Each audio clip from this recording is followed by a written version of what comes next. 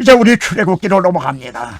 출애굽기 1장 2장에 보면은 이제 바로가 그 이스라엘 민족들을 다 박해하는 걸 봅니다. 남자가 태어나면은 나일강에다 빠뜨려 죽이라, 이렇게까지 됩니다. 그때 이제 모세가 탄생을 하게 됩니다. 근데 이들이 하나님 앞에 부르짖습니다. 그런데 이들이 그래서 하나님이 이제 그 부르짖는 게 상달이 됐다. 그런데 여기서 우리가 놓치지 말아야 될 것은 출애굽기 2장 24절에서 하나님이 아브라함과 이삭과 야곱에게 언약하신 것을 기억하시고 저들을 권념하셨더라, 이렇게 말씀을 합니다. 저들이 출애굽할 수 있게 된 근거는 부르짖었기 때문이 아니라 선수적으로 하나님께서 아브라함과 이삭과 야곱에게 언약을 해주셨기 때문에, 그래서 그 언약을 지켜주시기 위함이라고 하는, 이것이 먼저라는 말씀입니다. 다시 말씀드리지만 지금 하나님은 이스라엘 백성을 애굽에서 구원해 주시는 그 일을 하시는 게 아닙니다. 이거를 그림자로 통해서 사탄의 노예인 우리들을, 인류를 어떻게 구원해 주시는가, 그거를 지금 계시하시려고 하는 겁니다. 그래서 우리가 성경을 구속사의 관점으로 보게 되면요, 이 복음은 어린 아이라도 알아듣기 쉽게 그렇게 계시가 되어 있어요. 우리가 유년주일학 때 어린이들에게 말할 때 노아 홍수 이런 걸 말할 때 동화 얘기를 합니다. 이건 잘못하는 겁니다. 바로 그 어린애들에게라도 알아들을 만큼 쉽도록 하나님께서는 그렇게 구체적으로 이렇게 복음을 계시해 주신 겁니다. 자, 이제 이스라엘 백성들이 이제 애굽에서 인도해 내시는데 여기 10가지 재앙이 등장을 합니다. 이에 대해서도 우리는 물어야 합니다. 하나님께서 그래 바로 하나 굴복시키는데 그 10가지 재앙이 다 등장해야만 했는가? 홍수 심판은 단번에, 소돔 고모라 성도 한 번에. 근데 왜 바로를 그래 항복시키는데, 예를 들어 하나님이 바로하고 권투 시합을 하는데 10대를 때려야 그때야 KO됐단 말이냐? 이것은 그런 것이 아니라 이 말이에요. 여기에는 무언가 우리들에게 크로저 시키려고, 이렇게 부각시키기 위한 이것이 있다 이 말이에요. 강조점이 있다 이 말입니다. 그것이 뭐냐면은 11장 1절에 보십시오. 거기에 보면은 내가 한 가지 재앙, 이 한 가지 표징을 보인다. 그때야 너희를 애굽에서 이제 나가게 해줄 것이다, 이 말씀을 합니다. 그 한 가지 재앙, 한 가지 표징이 뭐냐면 유월절 어린 양, 그것이었던 겁니다.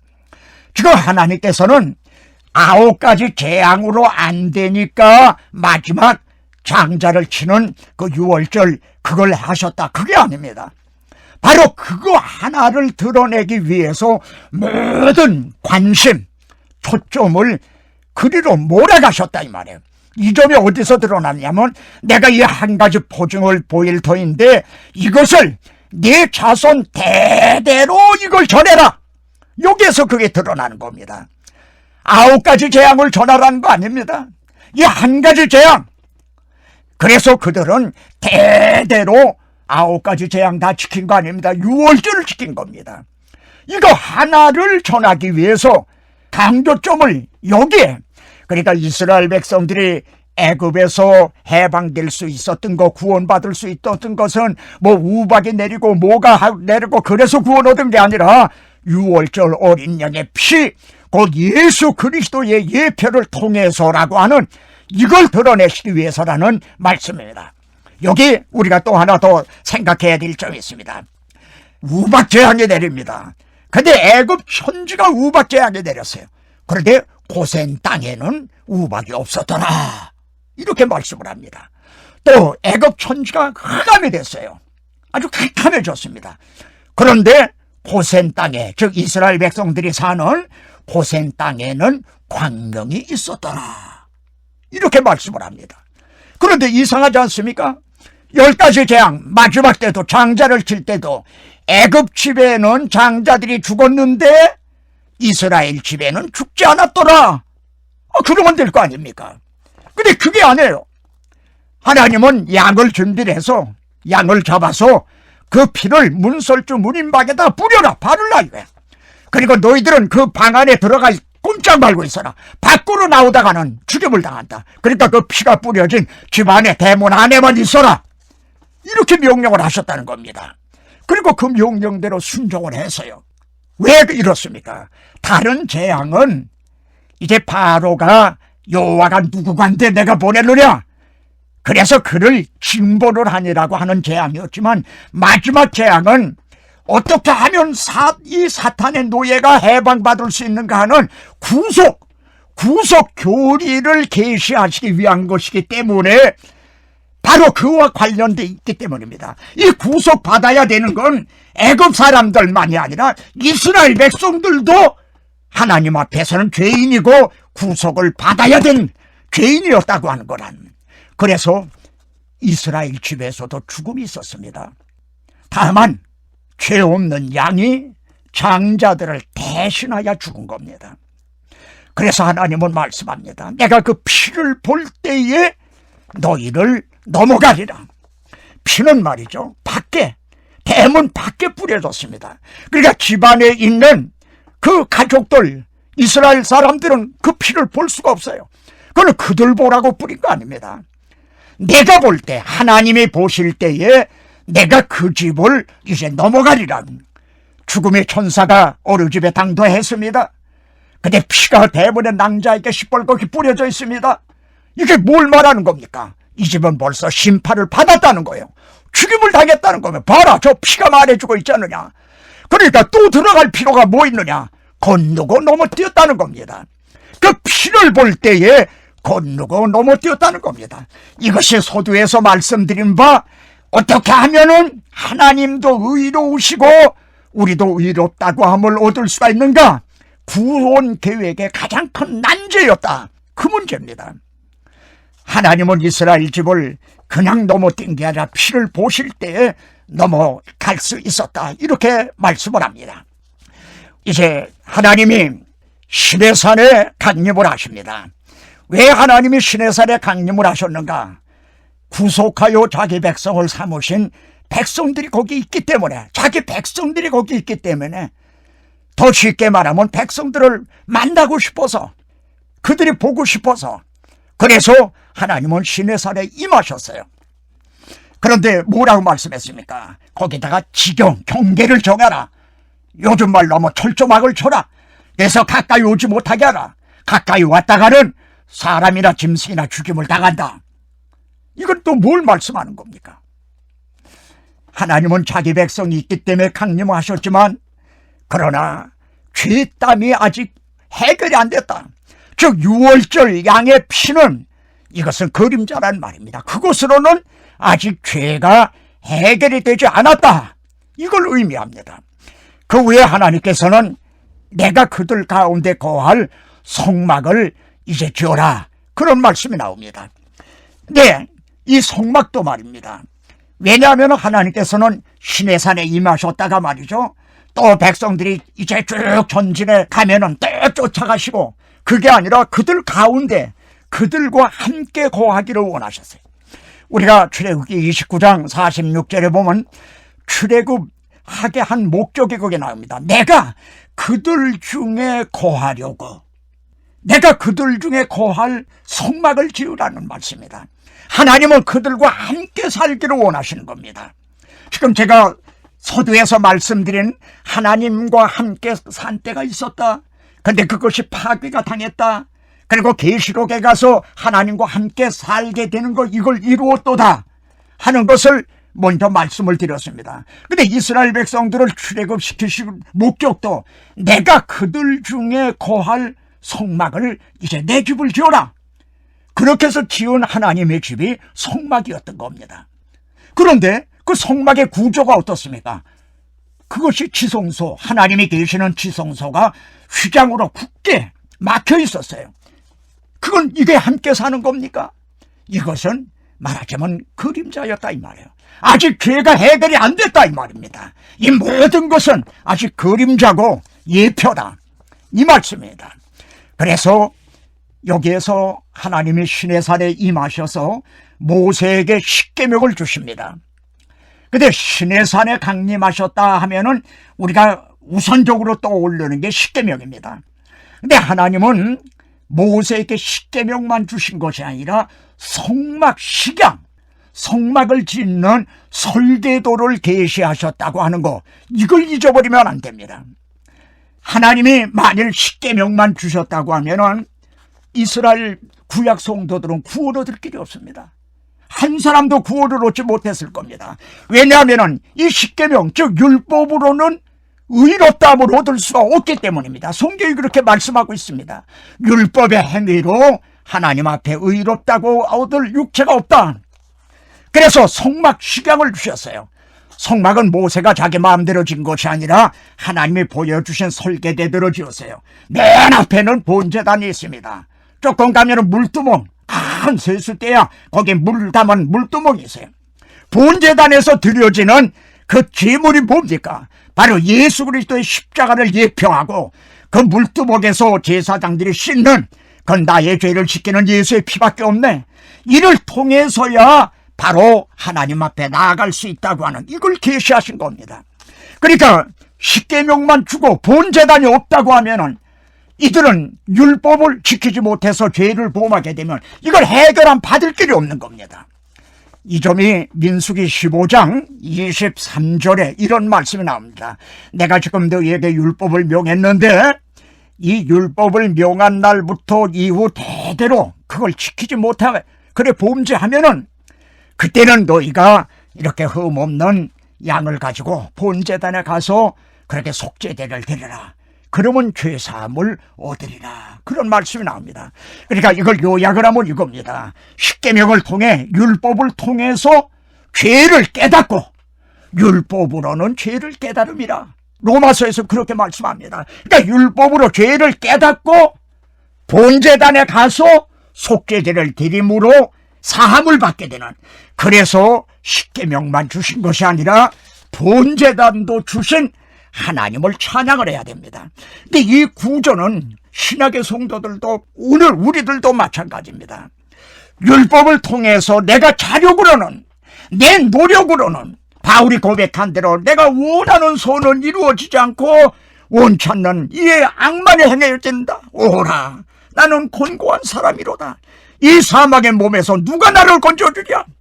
이렇게 죄를 깨닫고 그리고 예수 그리스도의 십자가를 밑에 엎드려서 죄사함을 얻게 하는 그런 다음에 복음을 받아야 되는데, 요즘은 좋으신 하나님, 사랑의 하나님 이렇게 직행을 하니까 자신의 죄인이라고 하는 걸, 이걸 모르니까 복음에 대한 감사와 감격을 모르게 된다 이 말입니다. 다시 말씀드리지만 하나님은 시내산에서 십계명만 주신 것이 아니라 성막 식양도 주셨음을 우리가 유념해야만 됩니다. 이 시내산에서 십계명 주신 것이 한 번이 아니라 두 번을 주시는 것으로 이제 나타납니다. 그런데 이 첫 번 주신 그 십계명 돌비는 이제 깨지고 맙니다.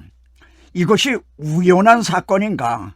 전혀 예기치 못했던, 즉 하나님의 구원 계획 가운데는 없었던 일인데 이렇게 이제 예기치 않게 일어난 불상사인가? 결코 하나님 앞에는 이 우연이라는 것이 없습니다. 그럼 어찌하여 이 첫째 돌비가 깨지게 됐는가?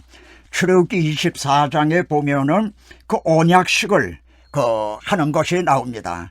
첫 언약도 피 없이 세운 것이 아니니 그렇게 말씀합니다. 그러니까 모세가 언약서를 낭독을 한 다음에 그 양의 피를 우슬초에 찍어서 이렇게 뿌림으로 언약식을 하는 장면이 출애굽기 24장에 거기에 나오는데, 그때 뭐라고 말하냐면 우리가 하나님께서 말씀하시는 이 율법을 우리가 다 지키겠나이다. 그런 말씀이 3절, 7절 이렇게 두 번이나 나옵니다. 우리가 다 지키겠나이다 이렇게 말합니다. 그래서 첫째 이 십계명의 돌비는 깨져야만 했던 겁니다. 보십시오. 그들이 다 지키겠나이다 했는데 어땠습니까? 모세가 내려오는 게 좀 더디다고 해서 그 자리에서 그들은 금송아지를 만들어 놓고 그리고 그 우상 숭배를 했던 겁니다. 그러니까 다 지키겠나이다 한 그 입술에 침도 마르기 전에, 그리고 그 현장에서 다 지킬 수 없다 율법으로는 이제 의롭다함을 얻을 수 없다 하는 것이 명명백백하게 드러났다 이 말입니다. 그것이 보여주는 사건이 십계명이 깨지는 사건이었던 겁니다. 그러니까 율법으로는 구원 얻을 길이 없다는 거예요. 그럼에도 불구하고 주님 당시 어땠습니까? 부자 청년이 와서 주님께 내가 어떻게 영생을 얻으리까 할 때 주님이 계명을 지켜라. 그것은 내가 어려서부터 다 지키었나이다. 그런 말을 했습니다. 사도 바울도 바울 되기 전에 내가 율법의 의로는 흠이 없는 자로다. 그렇게 말을 했습니다. 그러니까 다 지켰다는 거죠. 왜 예수 그리스도를 배척을 했는가? 자신들은 율법을 다 지킴으로 구원 얻는 줄로 알고 있었기 때문입니다. 유대인들이 자신들은 율법을 다 지키고 그리고 구원 얻은 줄로 그렇게 알고 있었기 때문에 하나님이 마련해 놓으신 하나님의 의는 받지 아니하고 자기 의를 세우려고 하나님의 의를 배척을 했다. 로마서 10장에서는 그렇게 말씀을 하고 있습니다. 그런데 이 십계명을 지킴으로 구원 얻을 수 없다고 하는 것은 바로 시내산 그 현장에서 돌비가 깨짐으로 그것이 그대로 입증이 되었던 겁니다. 그런데 하나님께서는 다시 두 번째 돌비를 주십니다. 이것은 이 십계명을 지킴으로 율법을 지킴으로 구원을 얻으라고 그래 주신 것이 아닙니다. 만일 이 십계명을 주시지 않으면 어떻게 되는가? 무법천지가 되는 거죠. 그래서 이때 주신 것은 하나님의 백성다우게 살아가라고 하기 위해서 법 없는 자가 되지 않게 하기 위해서 죄 짓는 걸 억제하기 위해서 보험법함으로 더한 것이라 이렇게 신학에서는 말씀합니다. 그러니까 십계명을 주시지 않으면 무법천지가 될 테니까 죄 짓는 걸 억제하기 위해서 간음한 여자는 이렇게 돌려 쳐 죽이고 그래야 다른 사람 그런 죄를 두려워서 범하지 않을 거 아닙니까? 이래서 주신 것이지 십계명을 지킴으로 구원 얻으라 주신 건 아니란 말씀이다.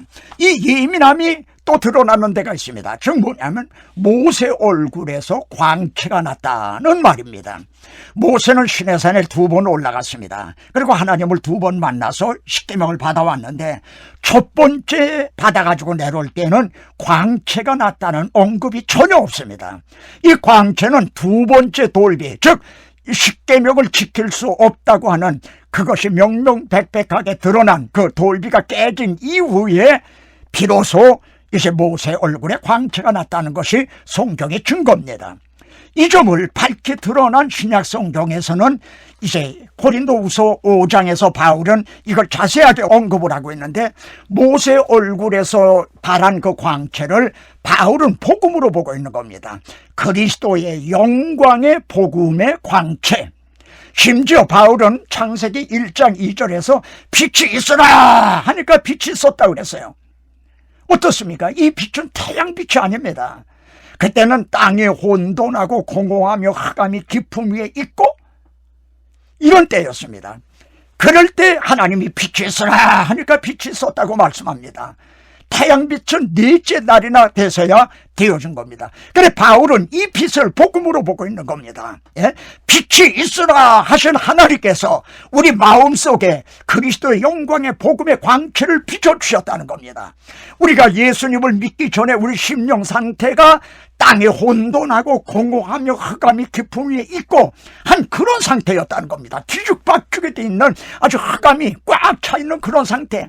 그런데 빛이 있으라 하니까 사도 바울에게 해보다 더 밝은 빛이 비춰주신 것과 같이 복음의 빛이 비침으로 우리가 흑암에서 광명으로 사망에서 생명으로 옮겨지게 됐다. 그런 말씀입니다. 그래서 모세 얼굴에서 발한 광채를 복음으로 보고 있는데 모세는 그걸 수건으로 그걸 싼 겁니다. 광채를 이제 싼 거예요. 이게 구약시대였다는 겁니다. 구약시대에도 복음은 있었다. 그런데 다만 율법이라고 하는 수건, 그 의문이라고 하는 수건으로 가리워 있었다. 그런데 주님이 십자가상에서 다 이루었다 하셨을 때에 휘장은 가리웠던 휘장은 찢어졌습니다. 그리고 그 수건도 다 벗겨졌습니다. 그래서 이제 복음의 빛이 밝게 비춰졌다 이 말입니다. 그런데 안타까운 것은 참으로 답답한 것은 그러나 저의 마음이 완고하여 오늘까지라도 구약을 읽을 때에 그 수건이 오히려 벗어지지 아니하고 있으니 그 수건은 그리스도 안에서 없어질 것이라 이렇게 말씀합니다. 이제는 밝히 드러났는데 복음의 빛이 비추고 있는데도 오늘까지라도 구약을 읽을 때에 수건이 벗어지지 않고 있다 이 말이에요. 이게 어떤 사람들이 그런가? 예수를 안 믿는 사람이 아닙니다. 예수를 믿는다고 하면서도 예수도 믿고 할례도 받아야 된다고 하는 바로 이 사람들이 아직 수건이 벗어지지 않은 사람들이라 이 말입니다. 바로 이 사람들이 어디에 있었느냐 하면 저 이방인 어디에 있었던 것이 아니라 예루살렘 본부 교회에 이 사람들이 앉아 있었던 겁니다. 예루살렘 첫째 종교회의가 열려졌어요. 그 의제가 뭐냐 하면은 이방인들에게 할례를 줘야 되느냐 안 줘도 되느냐 이 문제였습니다. 이걸 가지고 열띤 토론이 벌어졌는데 그때에 믿는 바리새인들이 일어나서 이방인들에게도 할례를 주고 모세율법 지키라고 해야 된다. 얼마나 거기에 열띤 저걸 벌어지는지 모릅니다. 나중에 바울이 3차 전도 여행하고 돌아왔는데 말이죠. 야고보가 그런 말을 합니다. 우리 중에 믿는 사람 수만 명이 있다는 겁니다. 근데 바울 네가 다니면서 할례 받을 필요 없다. 안 받아도 된다. 이렇게 말하는 걸 이 사람들이 다 들었다 이거야. 그러니까 네가 온 줄 알면은 이게 무사치 않을 테니까 네가 이제 여기 소원한 사람이 있으니까 이 사람 데리고 들어가서 머리 깎고 결례를 행하고 그렇게 해라. 그러면은 이 수만 명 믿는 사람들이 그리스도인들이 바울이 우리가 들은 게 잘못 들었구나. 바울도 율법 지키고 할례 행하라 우리는구나. 그거 주장하는구나. 그렇게 이제 믿고 무사하게 될 거라. 그런 얘기를 합니다. 그래 바울이 그때가 했습니다. 참 기가 막힌 일이죠. 바울이 그때 마음이 어땠을까? 왜냐하면 교회의 편안과 덕을 위해서 바울은 그때 그렇게 했던 겁니다. 바로 야고보에게서 내려온 어떤 사람들이 내려온다니까 베드로가 도망가 버린 거. 바로 그 본부 야고보에게서 내려온 예루살렘에 말하자면 총에 앉아있는 이 사람들 마음속에서 수건이 벗어지지 않고 있다 이 말입니다. 그래 바울은 오늘까지 모세의 글을 읽을 때의 수건이 오히려 그 마음을 덮었도다. 얼굴을 덮었으면 차라리 괜찮은데 마음을 덮었다 이 말입니다. 예? 그렇다면 그로부터 2000년이 지난 오늘에 와서는 어떨까? 정말 이 복음의 빛이 밝히 비춰지고 있는가? 아니면 무슨 복음의 빛을 가로막는 장애 요소들은 없는가? 오늘날은 이 장애물들이 더 많다고 아마 보아야 할 것입니다. 바로 이러한 데에 이제 이 예민함이 있습니다. 첫 번 돌판이 깨진 것은 사람이 율법을 행함으로는 우리가 다 지켰나이다. 그건 아니라는 겁니다. 그건 불가능한 것을 드러내고 있고, 두 번째 돌비를 받아가지고 왔을 때 이제 모세 얼굴에서 광채가 난 것은 바로 이 율법으로 죄를 깨닫고 바로 그리스도를 믿음으로, 말하자면 모세는 우리를 그리스도에게로 인도하는 몽학선생이라고 하는 이러한 것을 거기에서 보여주고 있는 것입니다. 여기서 잠시 구약 성경을 해석하는, 어떻게 우리에게 적용을 해야 되는가, 이 점을 좀 말씀드리려고 합니다. 우리는 구약 성경을 아주 직선적으로 이제 오늘 우리에게 적용을 시킵니다. 이게 교훈적인 관점인데, 예를 들면 창세기 아까 22장에서 말씀드린 아브라함을 시험하신 이 문제를 우리에게 직접 직선으로 적용을 해서, 아브라함은 100살에 온 자식, 정말 눈에 넣어도 아프지 않을 그 자식을 하나님이 시험해 보시나, 그 믿음을 시험하시니라고 내 아들을 번제로 드리라 했는데도 자기 아내하고도 의논하지 않고 무슨 군말하지 않고 순종하고 했다. 그래서 복을 받았다. 그러니까 우리에게 하나님이 내 아들 잡아드리라 하시더냐, 그거보다 아주 적은 것 말씀하는데 그것도 우리가 순종 못하느냐. 우리도 아브라함처럼 순종해서 복을 받읍시다. 이렇게 직선적으로 적용을 한다 이 말입니다. 그렇지 않습니다. 성경은 이렇게 말씀합니다. 디모데 전서 2장 5절에서 하나님도 한 분이시고 중보도 한 분이시다. 이게 하나님과 우리 사이를 연결시켜 주시는 중보도 한 분이시다. 이게. 예? 그러면은 중보가 누굽니까? 중보가 되신 분이 예수 그리스도고 바로 주님의 십자가입니다. 그래서 구약 성경의 말씀이 중보 되시는 예수 그리스도의 십자가를 통해서 우리에게 적용이 돼야 된다 이 말입니다.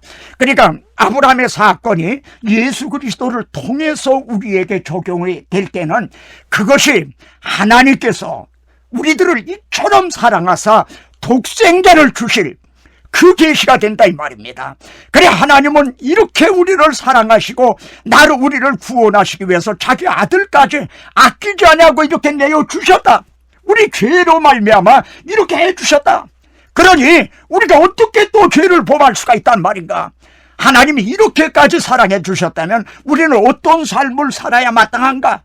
그러므로 형제들아, 내가 하나님의 모든 자비하심으로 너희를 권하노니 너희 몸으로 하나님 기뻐하시는 거룩한 산제사로 드려라.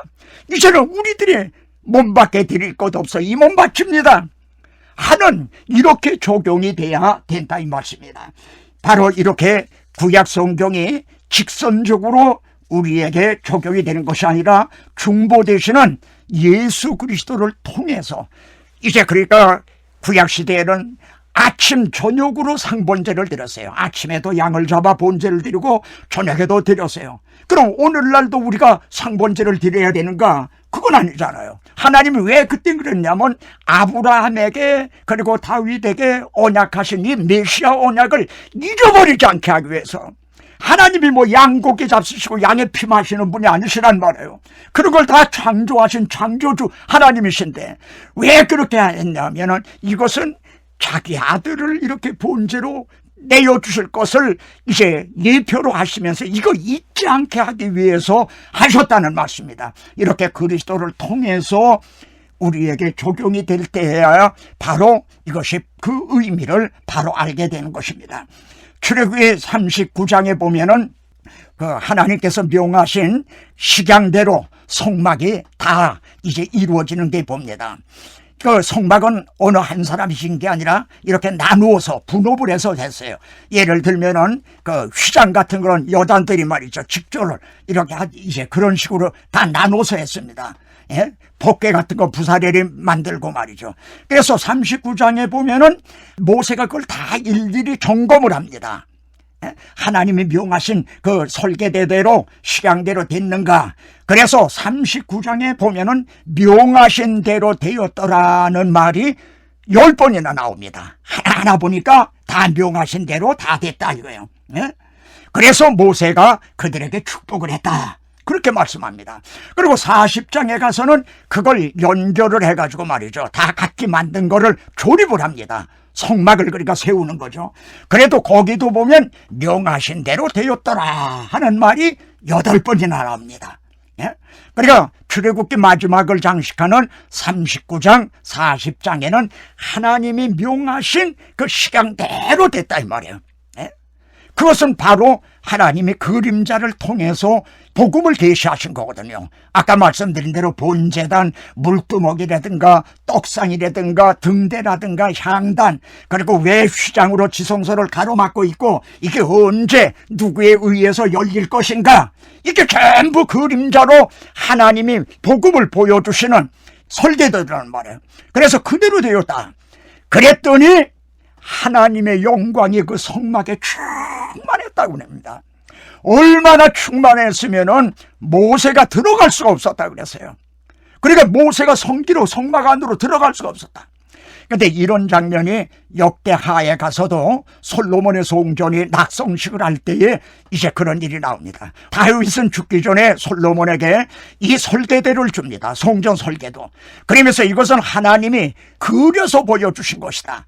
그것도 하나님이 그려서 이렇게 식양대로 그래 그대로 지었더니 하나님의 영광이 솔로몬의 성전에도 충만했어요. 얼마나 충만했으면 제사장들이 성기로 들어가질 못했다. 그렇게 거기 말씀이 나옵니다. 그러니까 제사장들은 밖에 있었던 거예요. 근데 거기에 불이 꽉 찬 거죠. 그래 들어갈 수가 없었다 이 말입니다.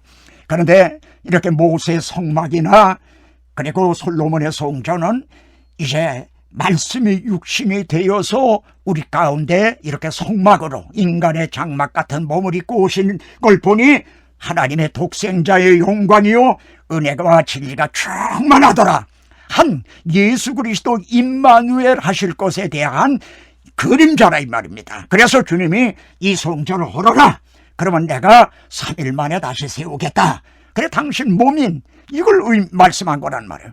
근데 우리가 성경을 구속사라고 하는 맥락에서 볼 때는 여기서 멈추는 것이 아니라 이제 예수 그리스도의 구속으로 말미암아 몸된 교회가 성막이고 성전이라 이 말입니다.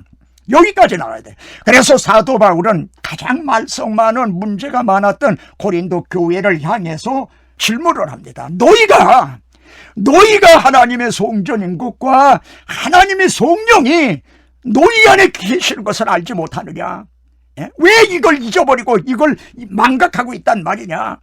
지금 바울은 너희가 성전이 되도록 노력을 해라, 그렇게 힘을 써라, 그런 게 아닙니다. 이걸 잊어버렸다는 거죠. 망각했다는 겁니다. 너희가 이제 하나님의 성전이라는 거예요. 이 교회가 하나님의 성전, 그리고 하나님의 성령이 너희 안에 거하신다는 겁니다. 저는 그래도 실감을 못할 것 같아서 우리 안에 거하시는 성령이 밝기가 4-5쯤이나 되나? 이렇게 제가 질문한 적이 있습니다.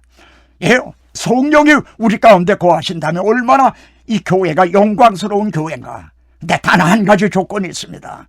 하나님의 명하신 시간대로 설계대로 되었을 때라야만 가능하다는 겁니다. 만일 모세가 하나님의 그 명하신 시간대로 성막을 짓지 않았다 해도 하나님의 영광에 충만했겠습니까? 그러면 오늘날 우리들에게 주어진 설계도가 뭡니까? 이것이 성경입니다. 오직 성경. 예? 그래서 이 지금 구속사 연구 공개 세미나가 주제가 우리는 성령께서 성경을 기록해 하신 이 목적대로 성경을 사용하고 있는가? 바로 이 문제를 제기하고 있는 겁니다. 그러니까 이 성경이 오늘 우리들에게는 이제 하나님의 교회를 세우는 설계된 겁니다. 이대로 세울 때